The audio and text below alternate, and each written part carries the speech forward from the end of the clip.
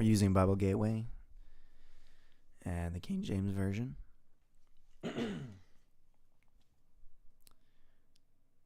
Starting at Job 29. I went to 16 on the last one, but we'll start it over again. Job 29.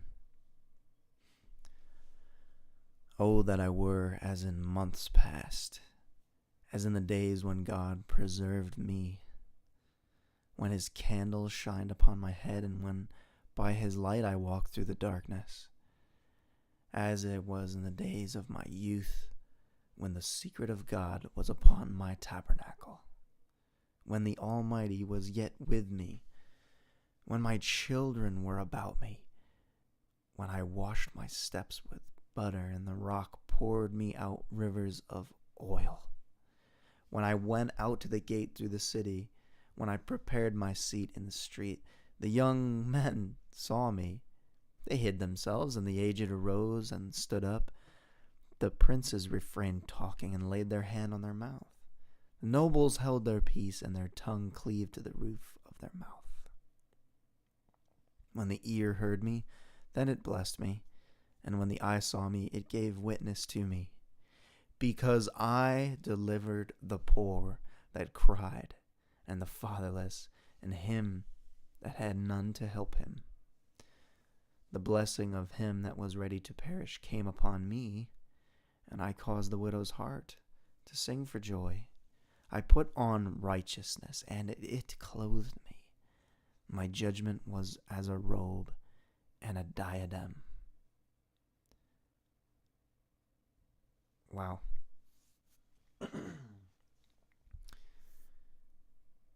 Seeking righteousness is like that, like a robe and a diadem. I was eyes to the blind, I was feet was I to the lame. I was a father to the poor, and the cause which I knew not I searched out, and I brake the jaws of the wicked, and plucked the spoil out of his teeth. Then I said, I shall die in my nest, and I shall multiply my days as the sand. My root was spread out by waters, and the dew lay all night upon my branch. So much for pacifism. Here I break the jaws of the wicked and pluck the spoil out of his teeth. So much for pacifism.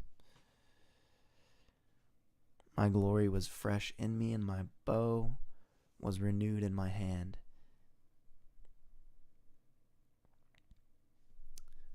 Unto me men gave ear, and waited, and kept silence at my counsel. After my words they spake not again, and my speech dropped upon them. And they waited for me as for the rain, and they opened their mouth wide as for the latter rain. If I laughed on them, they believed it not, and the light of my countenance they cast not down.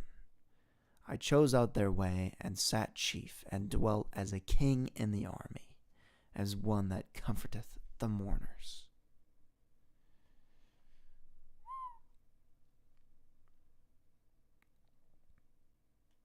How do we go to 30? Chapter 30. But now, they that are younger than I have me in derision, whose fathers I would have disdained to have set with the dogs of my flock. Yea, whereto might the strength of their hands profit me, in whom old age was perished? For want and famine they were solitary, fleeing into the wilderness in former time, desolate and waste. Who cut up mallows by the bushes, and juniper roots for their meat? They were driven forth from among men.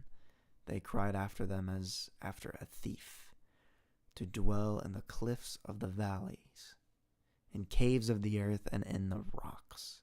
Among the bushes they brayed, under the nettles they were gathered together. They were children of fools, yea, children of base men. They were viler than the earth, and now am I their song, yea, I am their byword. They abhor me, they flee far from me, and spare not to spit in my face. because he hath loosed my cord and afflicted me. They have also let loose the bridle before me. The bridle of your mouth, the tongue, the behavior. Because he hath loosed my cord and afflicted me, they have also let loose the bridle before me. Upon my right hand rise the youth. They push away my feet. They raise up against me the ways of their destruction. They mar my path. They set forward my calamity. They have no helper. They came upon me as a wide breaking in of waters. In the desolation they rolled themselves upon me. Terrors are turned upon me. They pursue my soul as the wind, and my welfare passeth away as a cloud. And now my soul is poured out upon me. The days of affliction have taken hold upon me. My bones are pierced in me in the night season, and my sinews take no rest. By the great force of my disease is my garment changed. It bindeth me about as the collar of my coat.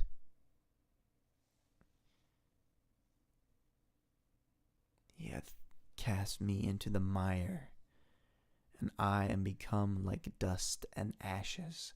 I cry unto thee, and thou dost not hear me. I stand up, and thou regardest me not. Thou art become cruel to me. With thy strong hand thou opposest thyself against me. Thou liftest me up into the wind. Thou causest me to ride upon it, and dissolvest my substance. For I know that thou wilt bring me to death, and to the house appointed for all living. Howbeit he will not stretch out his hand to the grave, though they cry in his destruction. Did not I weep for him that was in trouble? Was not my soul grieved for the poor? When I looked for good, then evil came upon me. And when I waited for light, there came darkness. My bowels boiled and rested not. The days of my affliction prevented me. I went mourning without the sun. I stood up and I cried in the congregation. I am a brother to dragons and a companion to owls. My skin is black upon me. My bones are burned with heat. My harp also is turned to mourning, and my organ to the voice of them that weep. So even his time in worshiping with song is songs of sadness.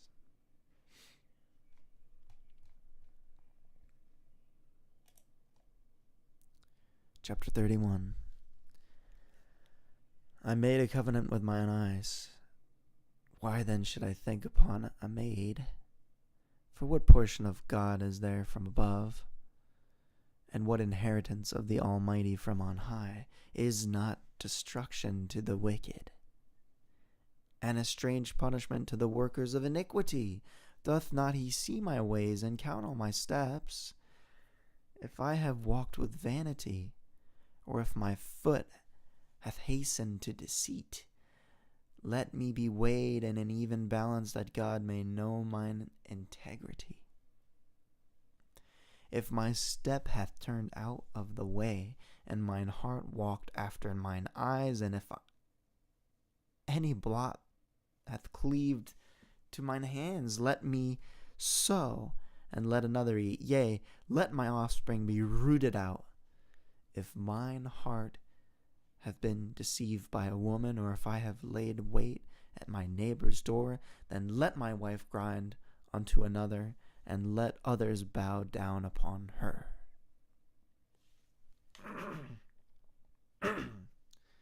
Sorry. For this is a heinous crime, yea, it is an iniquity to be punished by the judges. For it is a fire that consumeth unto destruction, and would root out all mine increase.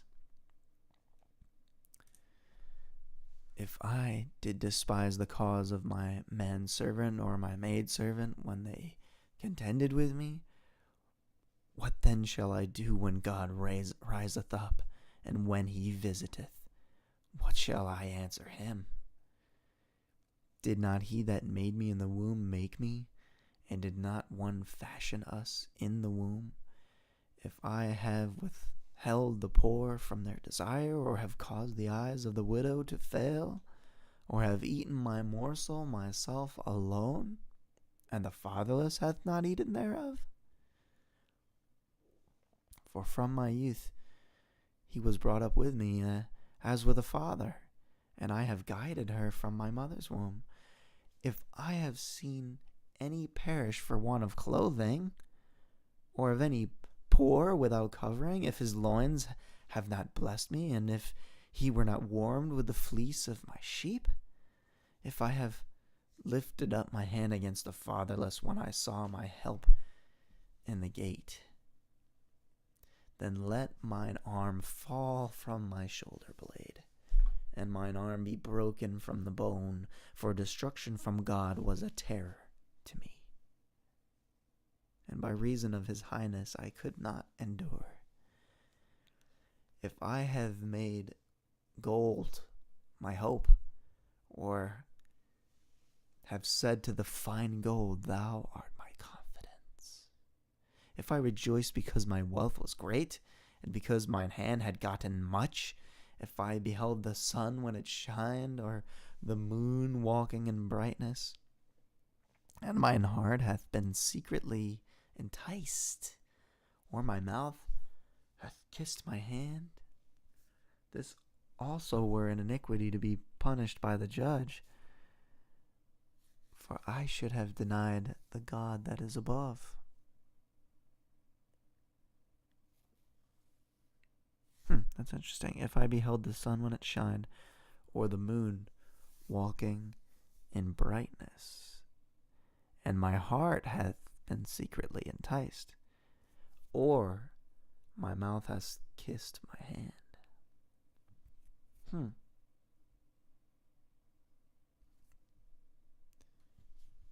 Or my mouth has. I'm not talking about masturbation, are you? My mouth has kissed my hand.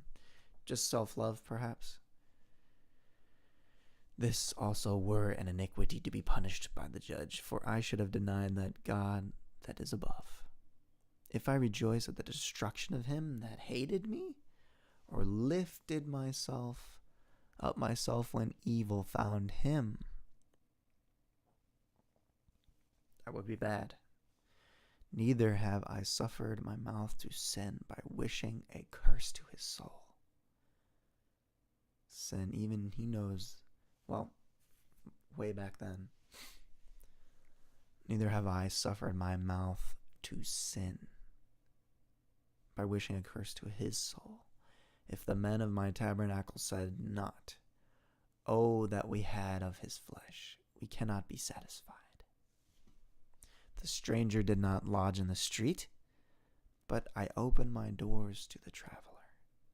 If I covered my transgressions as Adam, by hiding mine iniquity in my bosom, did I fear a great multitude. If I covered my transgression, if I covered my transgressions as Adam, by hiding mine iniquity in my bosom. So he knew about Adam and his sin and what he did, trying to hide, but it couldn't hide. Couldn't be hidden. Did I fear a great multitude, or did the contempt of families terrify me that I kept silent and went not out of the door? Answer me, and that mine adversary had written a book. Verse 35. Oh, that one would hear me, Behold, my desire is that the Almighty would answer me, and that mine adversary had written a book. Surely I would take it upon my shoulder and bind it as a crown to me. I would declare unto him the number of my steps. As a prince would I go near unto him, if my land cry against me, or that the furrows likewise thereof complain. If I have eaten the fruits thereof without money, or have caused the owners thereof to lose their life. Let thistles grow instead of wheat, and cockle instead of barley. The words of Job are ended. Wow. He rests his case. And let's stop right there.